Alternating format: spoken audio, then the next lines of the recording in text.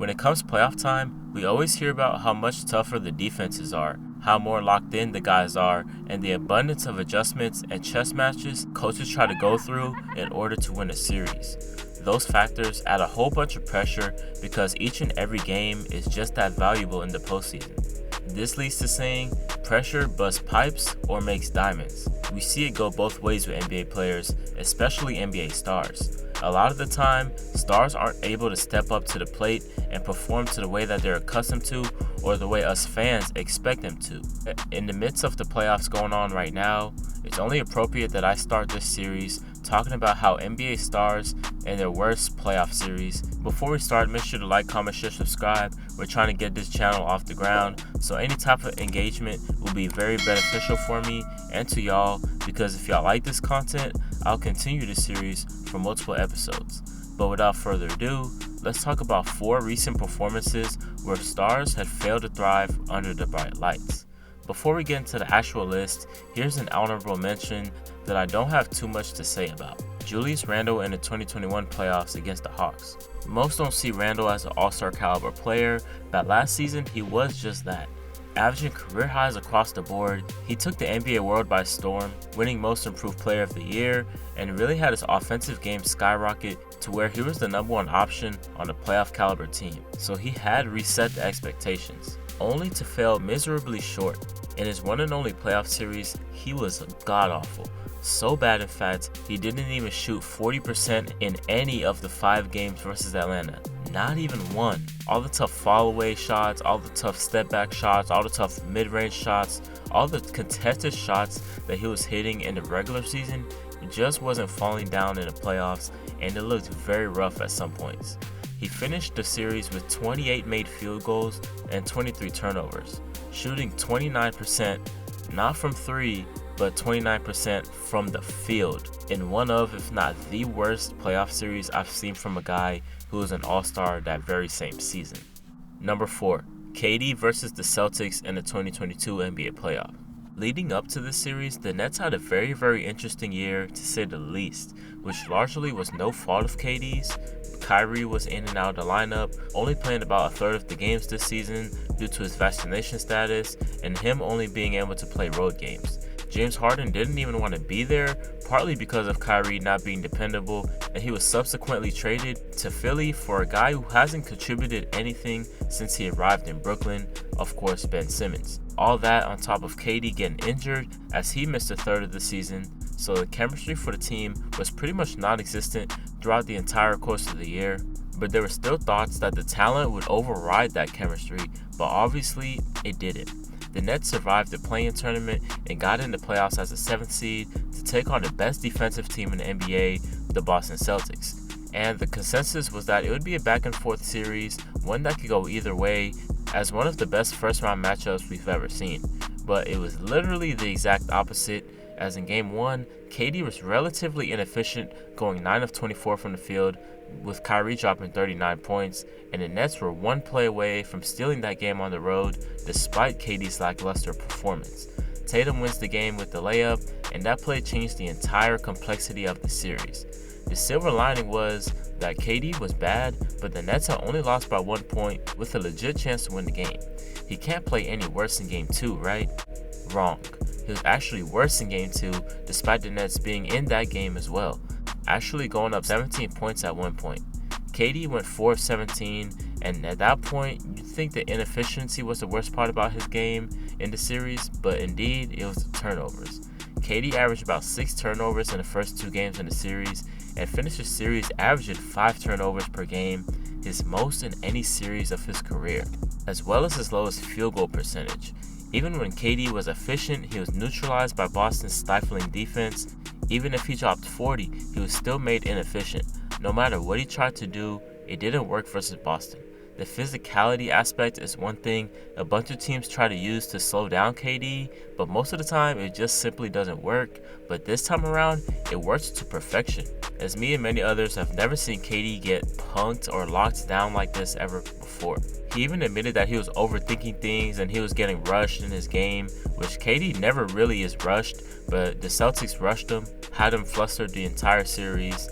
The Nets got swept, of course, and now they sit at a crossroads as they have a bunch of decisions to make with the team moving forward. Number 3, Trae Young against the Heat in the 2022 playoffs. Again, in these playoffs, a star was neutralized, and that guy was Trae Young. After his breakout playoff performance last season, taking the Hawks to an unexpected Eastern Conference Finals trip, there was a lot of build-up from the team heading into this past regular season. Of course, the Hawks disappointed, looking like the Hawks we've seen prior to Nick McMillan arriving. No defense and the Trae Young and everybody else type of basketball. Yeah, there were injuries with the team, but they were 17-25, and it looked like they were going to be at best a play-in team, but they finished at 43-39 to get into the playoffs as an 8th seed. Despite turning it around and making the playoffs, there wasn't much expectation for them to beat the Heat in the first round, but we didn't know it was going to be this bad, as Trae Young gave a new meaning to his nickname, Ice Trae, as he was ice cold during the entire course of the series. He had 3 games in which he had 11 points or less, and in those 3 games total, he shot an abysmal 6 of 35 from the field. Yes, that's an actual stat. In his highest scoring game of the series, he scored 25 and was efficient, going 50% from the field, but he had 10 turnovers in that game. He had 22 total made buckets and 31 turnovers in the entire series. The word bad is an understatement. The Heat knew that if they could do a good job on keying in on Trae Young, that they'd be just fine. Besides DeAndre Hunter, Trae's supporting cast failed to take any type of pressure off of him. With how good and dynamic Trae was last season, this is a huge letdown and disappointment for me personally, because I was the one to think that Trae Young, there's nothing you could do with him, there's no defense that could stop him, there's no defense that could neutralize him in any aspect, just because he's so good at playmaking and he's so good at scoring that it's going to be damn near impossible to take away both. But he did just that. Luckily for Trae and the Hawks, there weren't any too high expectations for them heading into the playoffs, because if that was the case, this performance would have made things look 100 times worse. Number 2, Ben Simmons versus the Atlanta Hawks in the 2021 NBA playoffs. So we all know about the Ben Simmons situation at this point and how it unfolded into the whole soap opera that it is right now. It started back in the playoffs last season when Simmons had one of the worst series we've ever seen from an all-star player in recent memory. In the second round of the playoffs versus the Hawks in 2021, Simmons averaged 10 points per game on good efficiency, but he shot 15 of 45, which turns out to 33% from the free throw line. And besides the free throw line woes, the other part of his game that suffered severely was his mental aspect. Because he was so bad at the free throw line, he was unwilling to attack the basket even in the open court, even when there was a lane to the basket, even when it was Game 7 with 3 minutes left in a 2-point game when the only person standing from you in the basket is a 6'2" Trae Young. In fact, he didn't take one single shot attempt in Games 2, 3, 5, 6, and 7 in the fourth quarter. Not one single shot attempt. And we all know scoring is not his main thing, but if you're going to be out on the floor for 30, 35, 40 minutes a game, especially in the late stages of a close playoff game, and you don't take a shot because you're scared to be aggressive, because you're scared to go to the free throw line, it's going to hurt the team, to say the least. It got so bad that Ben Simmons actually had to be benched at times during the series because the Hawks would just use Hacker Simmons to work their way back into a ball game and stall Philly offensively. There were even reports, and I repeat, just reports, that Simmons had even tried to fake COVID to try to avoid playing in a Game 7. The entire Simmons situation got so bad, I would be scared for Simmons each time he goes back to Philadelphia in the future. You can tell there's something deeper going on with Ben Simmons. I'm talking mentally. He hasn't played a single minute of basketball since that series, as he held out of Philly due to him deflecting the blame of him not playing well on his teammates, coaches, and even the fans, throwing them under the bus. And now he's in Brooklyn, obviously with the back injury, which will be 14 to 15 months since it was the last time Ben Simmons had played in an NBA game. Number 1. Paul George in the 2020 playoffs against the Dallas Mavericks. For number 1, this is probably one of the more memorable bad series by an all-star caliber player. Paul George back in 2018 decided to name himself Playoff P during the playoff series versus the Jazz. Take a listen. Yeah, I'm used to it. I'm used to this. Y'all ain't met Player P yet, He then proceeded to score 5 points on 2 of 16 shooting in an elimination game in Game 6 on the road. The following year, he and Russ got bounced out in the first round by Damian Lillard, and PG was traded to the Clippers, and with that trade came lofty expectations. The expectation was to win a championship, of course, but that fantasy was at least halted for a couple months when the pandemic started. Fast forward 4 months later, the NBA returned, and the Clippers were still poised to make a deep playoff run. And even before those 2020 playoffs started, PG has started to gain the quote playoff choker label to his name. Versus Dallas in the first round, the Clippers got all they could handle from Luka Doncic and company. That series went longer than we all expected, and it was in large part to PG's struggles.